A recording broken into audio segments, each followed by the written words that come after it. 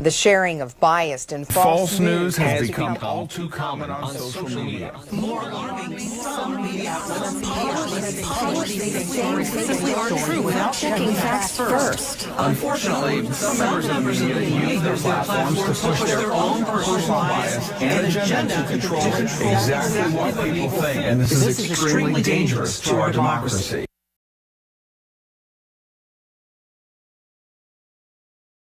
The information age is the idea that access to and the control of information is defining characteristic of this current era in human civilization. The information age, also called as the digital age, computer age, and new media age, is coupled tightly with the advent of personal computers, but many historians trace its beginning to the work of the American mathematician, which is Claude E. Shannon.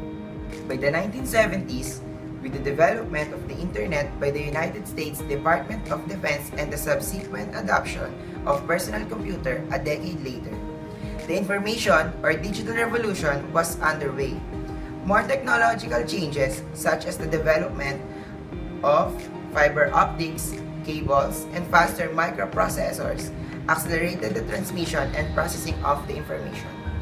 The World Wide Web, used initially by companies as an electronic billboard for their products and services, morphed into an interactive consumer exchange of goods and information. Paano kaya magpadala ng mga balita sa future? Harap na tayo sa future.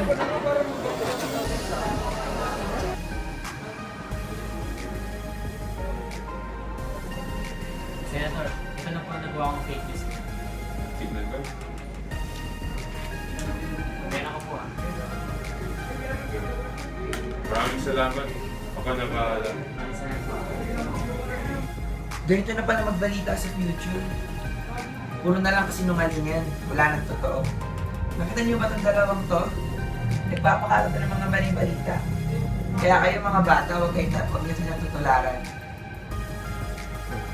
Fake news is an inaccurate, sometimes a sensationalistic report that is created to gain attention, mislead, deceive, or damage a report. Fake news can quickly spread when it provides disinformation that is quickly aligned with the audience's point of view. So, history of fake news.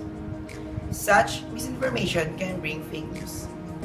The origin of fake news date back to before the printing press. Rumor and false stories have probably been around as long as humans have lived in group where power matters. The pre-printing press era. There were many significant stories that date back thousands of years. However, there were no means to verify these claims, so it's very hard to know whether the information was true or not. The post-printing press era. The invention of the printing press and the concurrent spread of literacy made it possible to spread information more widely. Those who were literate could easily use that ability to manipulate information, and to those who were not literate. As more people became literate, it became more difficult to mislead by misrepresenting what was written. As literary rates increased, it eventually became economically feasible to print and sell information. The Internet era. In the late 20th century, the Internet provided new means for disseminating fake news on a vastly increased scale. When the Internet was made publicly available, it was possible for anyone who had a computer to access. At the same time, innovations in computer made them affordable to the average person. Making information available on the Internet became a new way to promote products as well as to make new information available to everyone almost instantaneously or instantly. Hey, it's you there. Do you know Martin Heidegger said that technology is a way of revealing? Heidegger explained that the revealing of modern technology is not a bringing forth, but rather a challenging forth.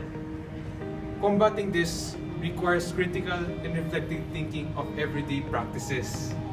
Because related to our use and our relationship with technology, you need to find ways to balance and use to frame it.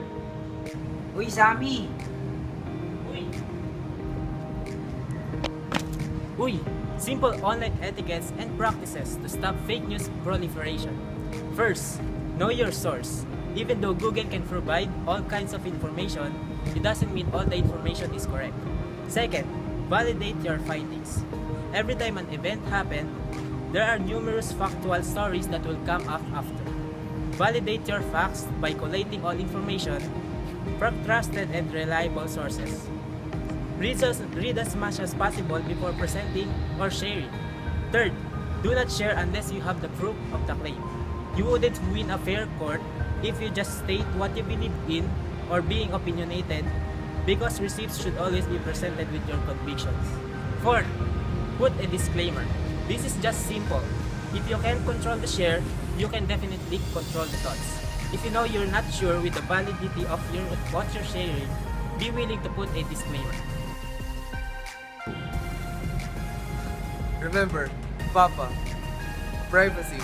What information about oneself or one's association must a person reveal to others, and under what conditions and what safeguards?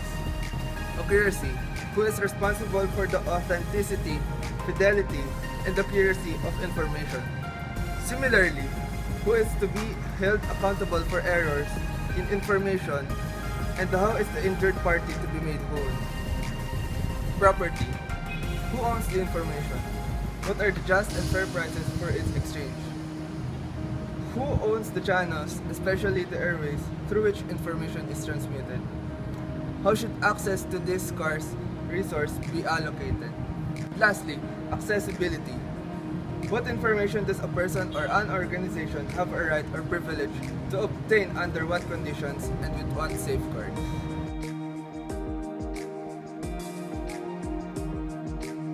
Stop fake news and remember your place. Stop fake news. Follow the etiquette.